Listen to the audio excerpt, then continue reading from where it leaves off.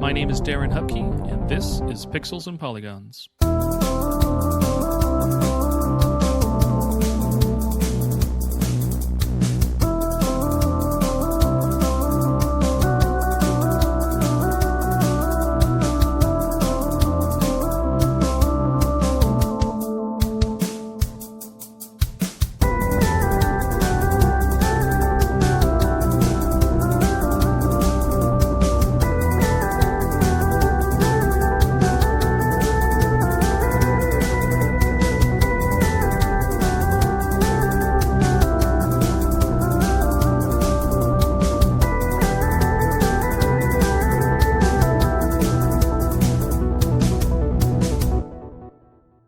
Hello again. Welcome to another episode of Pixels and Polygons podcast.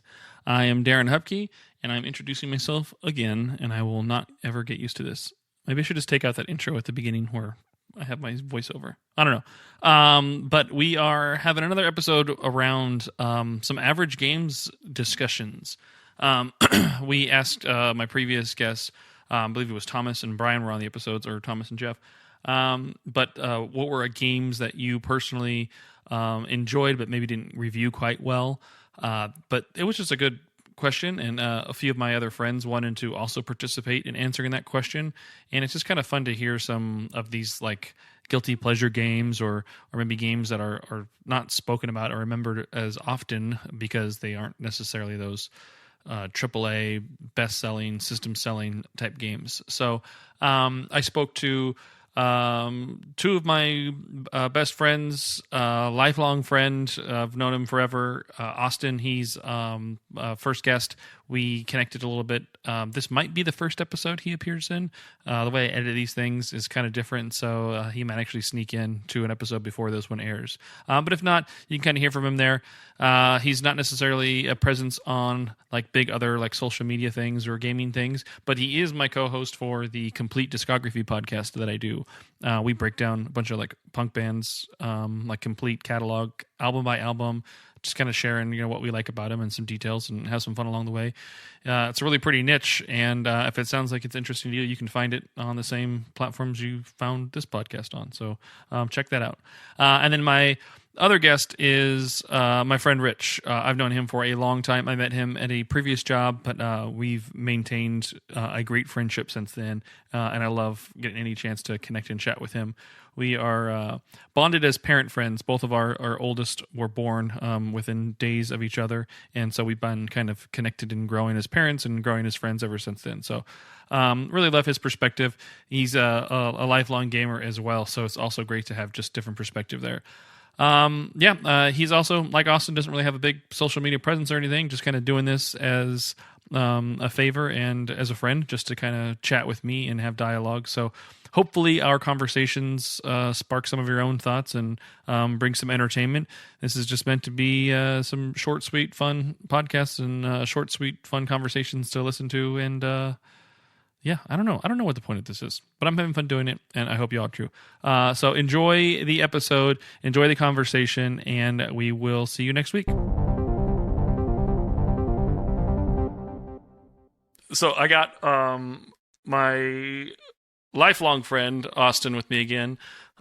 We are going to ask another question to ponder and think about and discuss.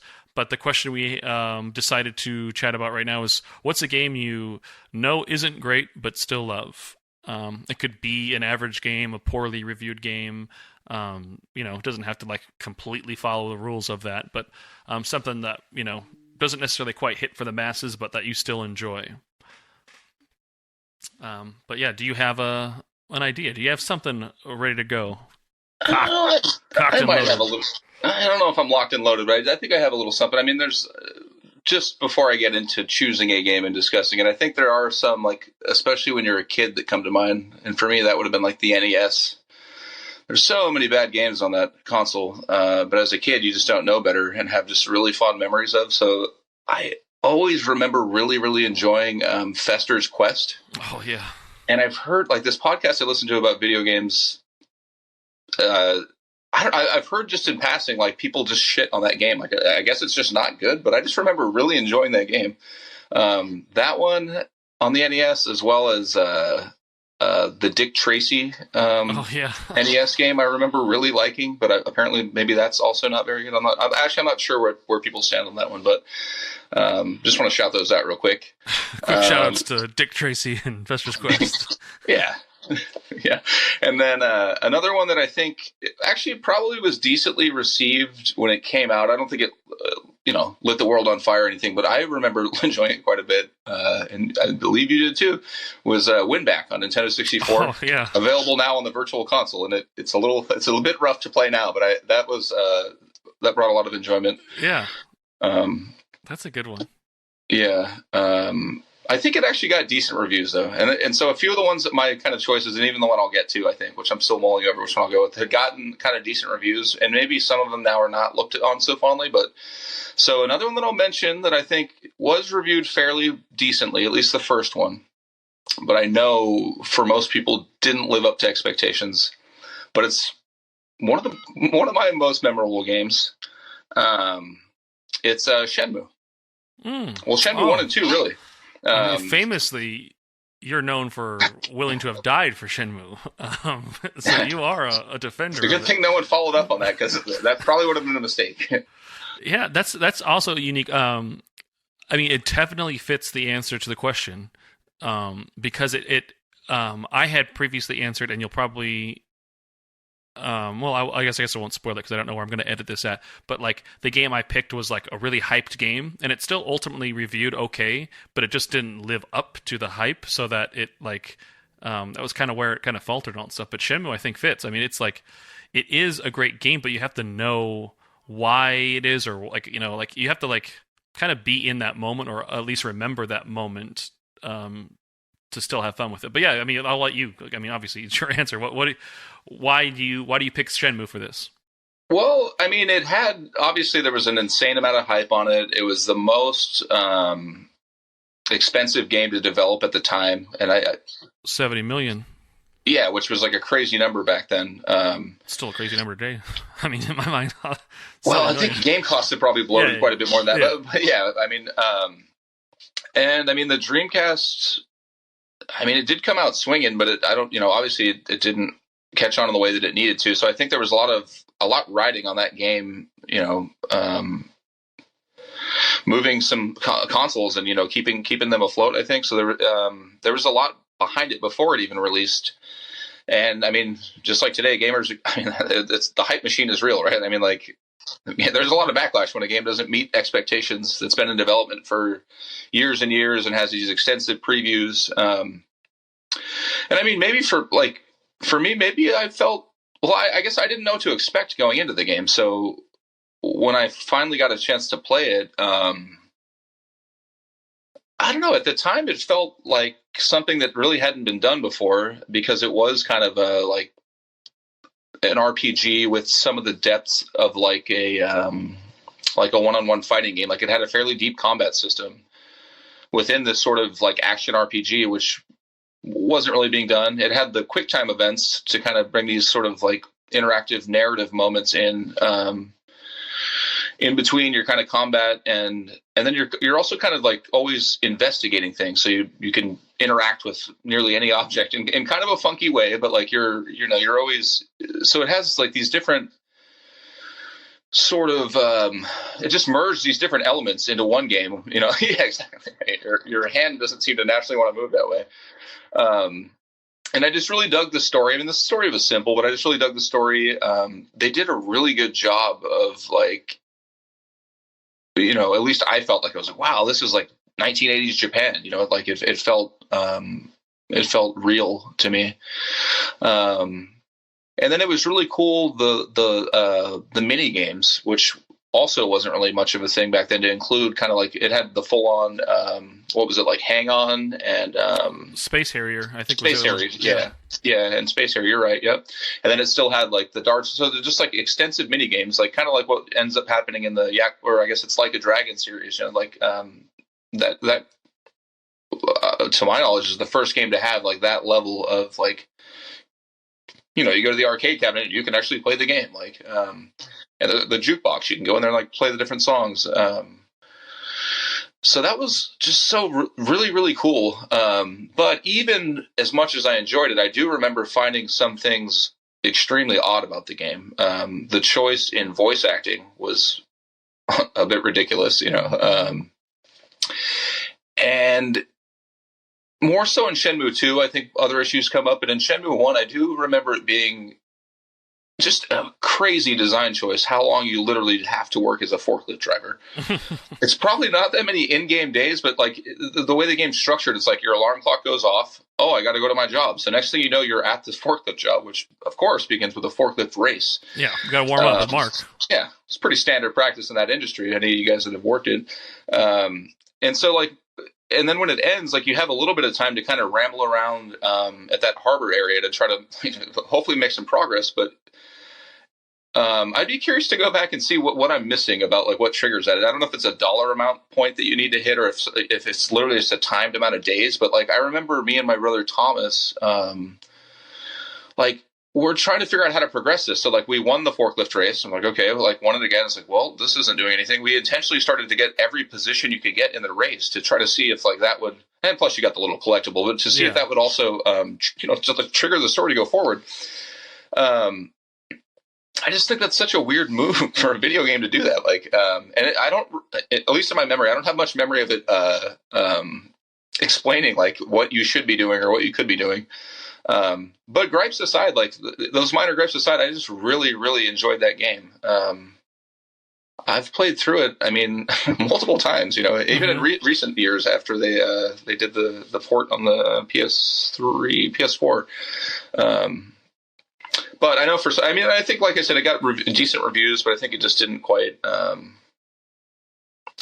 meet expectations. And I think probably people going back now and playing it, it's aged a little bit poorly. But yeah, I don't think. Yeah, it's one of the. I think that generation is like it's hard to like have the game age like still well or still like hold up because pacing and design, like that game was like slowly paced, but also could like just grind to a halt. Like you said, there's points where you use the notebook to like understand where like your next clue is to go next, but it wasn't like go talk to this person at this location at this time. It was like, hey, here's ballpark.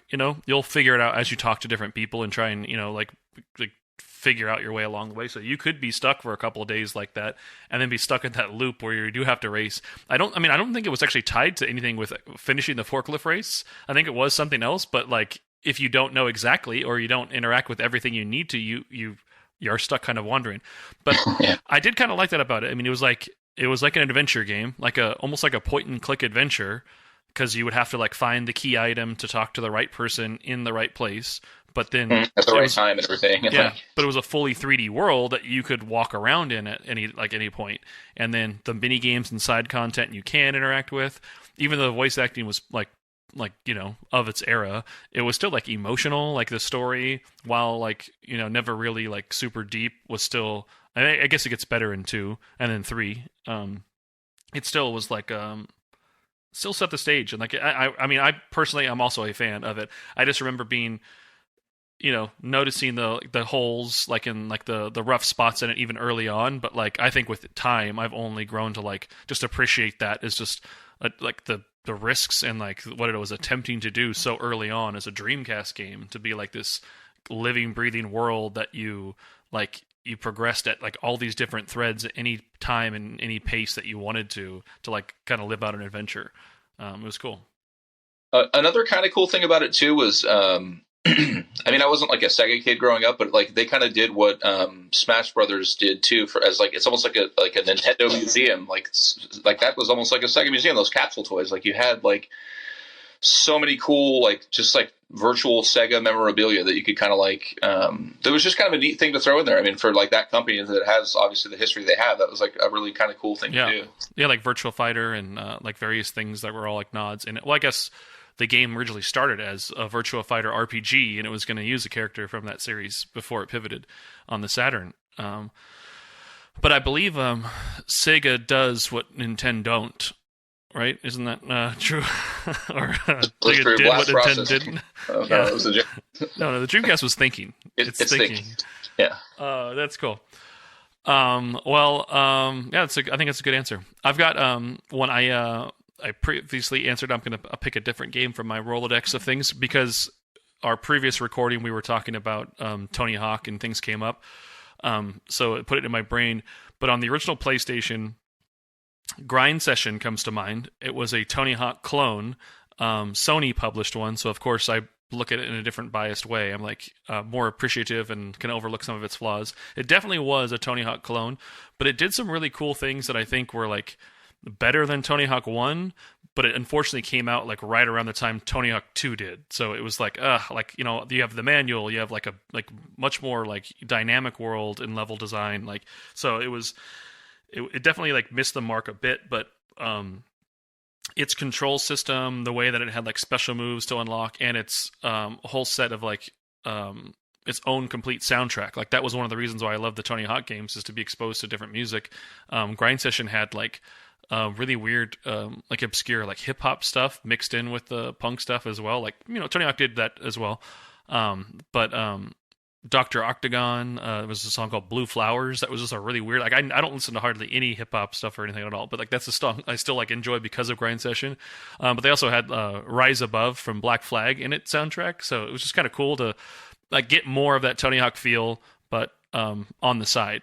But thinking along that track, this is the actual game that I really enjoyed a lot, was Thrasher Skate and Destroy on the PlayStation. I was about to say, I'm surprised you didn't pick Thrasher. No, yeah, Thrasher I think reviewed worse. Like Thrasher, like definitely reviewed worse than like Tony Hawk, and it definitely control-wise, like it was hard to like go from that game to Thrasher, because Thrasher, I won't say it's like was trying to be realistic, but it definitely was more so than Tony Hawk. Like you could only ollie so high, and you could only do like really like one trick mixed with maybe one or two grinds, without kind of like really risking falling and bailing.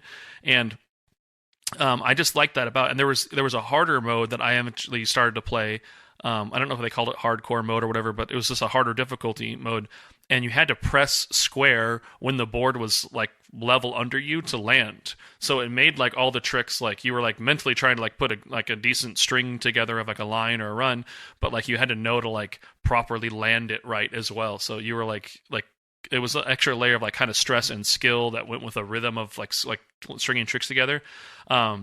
And then it had, I like the unique visual style of it too. Like it had that clunky, chunky PS1 like polygon characters, and again, a cool soundtrack, cool level design and stuff. And then instead of a 2-minute timer, I think it was 2 minutes for each level. Once you got to the end of the point of, because I think the in-game gimmick was like you were filming at a location, like you were recording like a good line out in a public place. But eventually the game would pivot to a first-person camera view of like a cop's hand with a taser, and he'd be like following you around to like tase you. And if you got caught, the run ended, but you'd want to kind of escape, and you could even do more tricks and kind of keep going if you needed to complete the level. So it took some cool chances and did some cool things. It was a little clunky, was a little like rough around the edges, and wasn't fully like featured because it was really just level based thing, and that was kind of it. Wasn't a lot of unlockables and stuff, but I really love that game. Ultimately, that game engine, Z-Axis was the developer. They went on to make the Dave Mirra freestyle BMX games, and both 1 and 2 were fantastic games. Tony Hawk clones, a little bit more so, that I love to death. Like the PS2 Dave Mirra 2, but the PS1 and Dreamcast had part 1, and they were like really good games. But I definitely maybe am one of a handful of people who maybe still hold a torch for Thrasher or those Dave Mirra games. But I love those. I thought they did a good. I could see through the rough stuff and appreciate what was there, but they definitely weren't polished, award-winning titles at all. Yeah, Thrasher was cool though too, because it wasn't a Tony Hawk clone. It was just a skateboarding game that came out. I mean, sure, maybe it was trying to catch some of that sales money or whatever, but it in no way was ripping off like what Tony Hawk was doing. If anything, it was more like what Skate ends up being like in the future when they come out with those games. Those are kind of like more realistic, Trying to be grounded. I remember enjoying Thrasher quite a bit. Yeah, it was trying to be grounded with its controls, or like intuitive with its controls, pre-analog era. But yeah, that was great. But cool.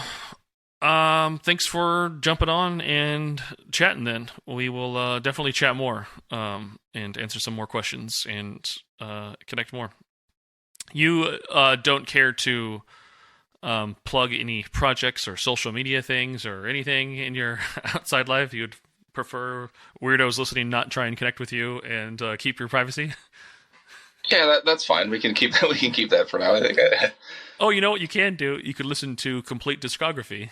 There you go. Yeah, listen to the Complete Discography podcast if you like punk bands and breaking down album by album. I do. It's a good time. I do. Yeah. I do like that. You should come on. Cool. Well, yeah. Thanks a lot, Austin. We'll chat more later.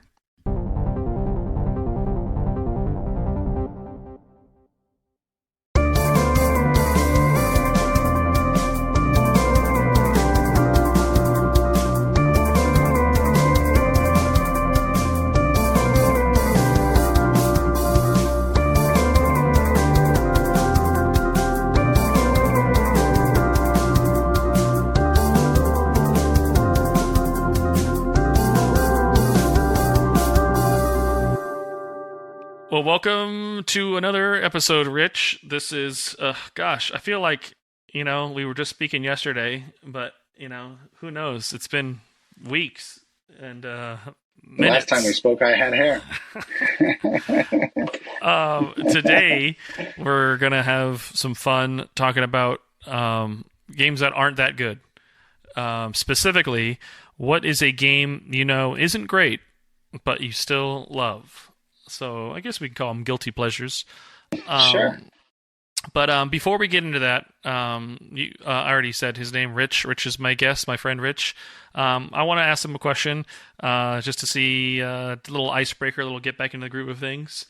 What is your favorite game with a furry animal character as the main character?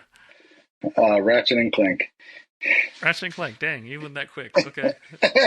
All right. That's my favorite furriest character. Which Ratchet and Clank game would you think is your favorite? That's a tough question. I love all of them. I've played all of them. Bro, Rift Apart. Rift Apart I've played as well, yeah. That's my favorite for sure. That's your favorite? Oh, yeah. It's amazing. I mean, graphically, and I think they've always been amazing. For each time that one's come out, they've really been a tour de force, I guess, in terms of graphics and gaming mechanics and just the way it all works. But yeah, Rift Apart is amazing. I can't disagree with you. I mean, they've improved every single one, and that's literally probably their masterpiece. What was the reimagining? When they did that animated movie, they just had Ratchet and Clank, for PS4. I like that one. That was basically the first one, redone and added some stuff in between. Yeah. I like that one. I mean, that one's great too. But yeah, even cool. Pirate's Booty is good. Cool. Well, that's Ratchet and Clank. Furry, I mean, I would kind of have to say the same. And if I can't say the same thing, I'm going to say Jak and Daxter. Like the original Jak and Daxter, I 100% of that game. Before trophies and achievements and everything, I had a 100% save file and got all the precursor orbs on a PS2 memory card, and I always made sure never to delete that. I always kept that save file on there, like, no, man, just in case somebody comes over, I can show them that I got 100%. It's your badge of honor. I will let you know that in all of the years, in all of my time, no one has ever asked to see if they could see my 100% save file of Jak and Daxter. And do you still literally have that PS2 memory card? No, I don't. That's probably gone, but I do have from the GameCube forward. I have two GameCube memory cards that are still from my initial GameCube ownership, even though I don't even have a GameCube anymore. I have two Dreamcast VMUs from my original Dreamcast owning. And then I guess, really, I mean, from that point forward, things started having hard drives with PS3s and things like that, but I don't have those. But yeah. Cool. All right. Well, then, I spoiled the question a little bit, but what is that guilty pleasure, that game isn't that great, but that you still enjoy? So there's several of these games, and I've also played them to death. But they're the most relaxing thing for me. And so the CSI games.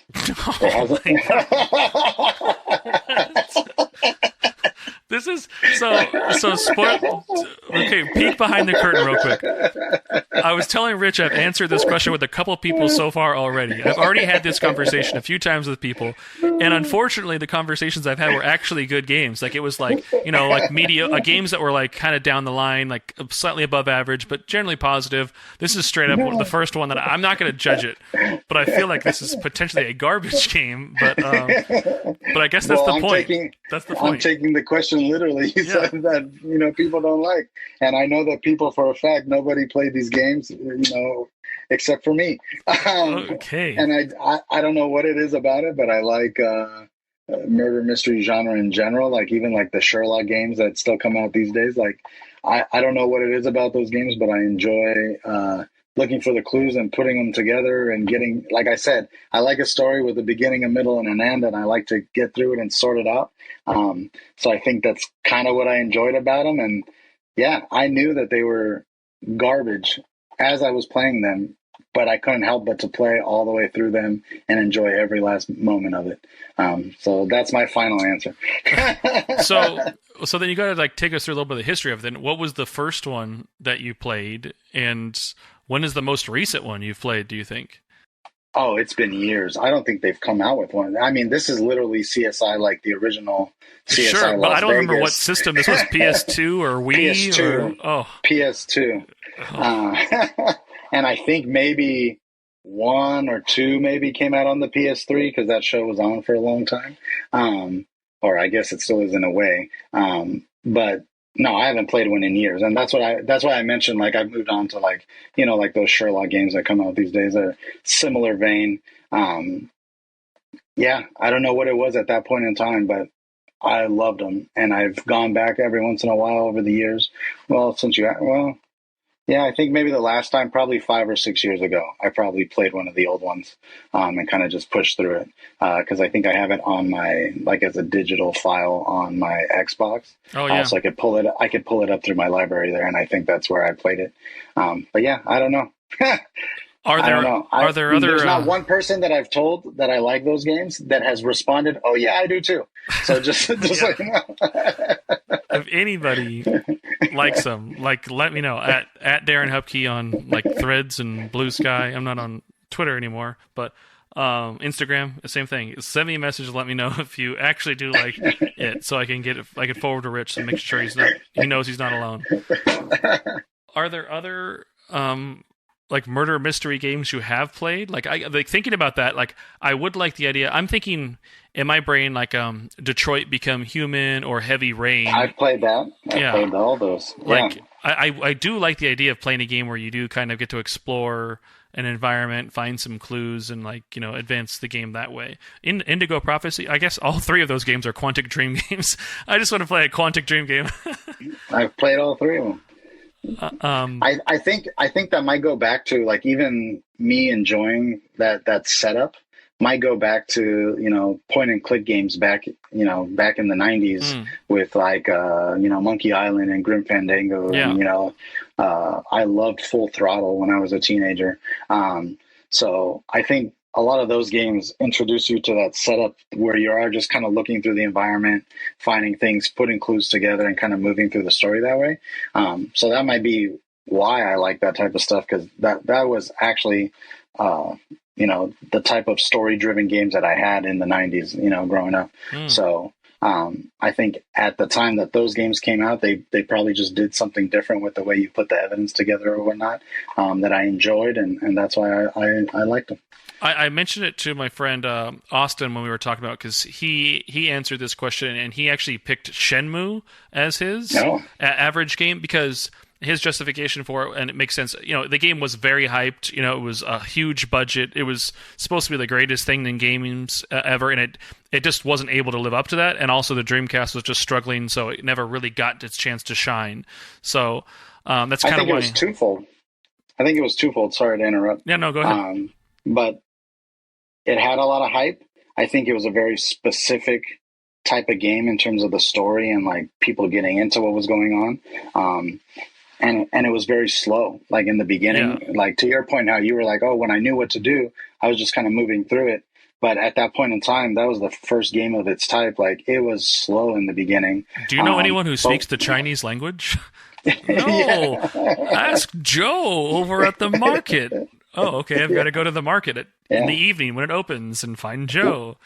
Wasn't it one of the first games that had QTE in it?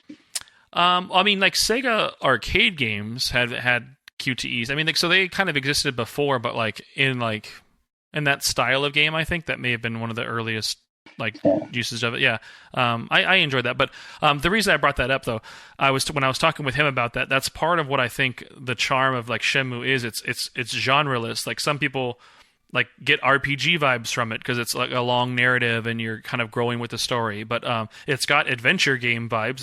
It's just instead of it being like a flat, a flat area you're interacting with and just kind of pointing and clicking through, you just have a 3D world you're exploring to find that right item, to take it to the right place, to unlock the right next plot line. So you mentioning the point and click adventure games and that type of thing, it makes sense why you also like Shenmue. I think it's just it's there's something about that, trying to evolve that genre into more than just isolated slices of interaction and make it more of hey, here's a world to interact with that you're trying to also solve and unlock, which is cool. Yeah, definitely. Okay, CSI. All right, interesting. Well, I will go try it out, guys. Yeah, it's got Rich's endorsement. I've never played them, so I don't know that I can say. They're probably horrible. But... I will throw another example out. Like I said, I have answered this question a couple of times so far, but this is just a good one. But one I will say here, and I think it's one that you're going to remember yourself just because of the era, but Kingdom of the Keflings. Do you remember this?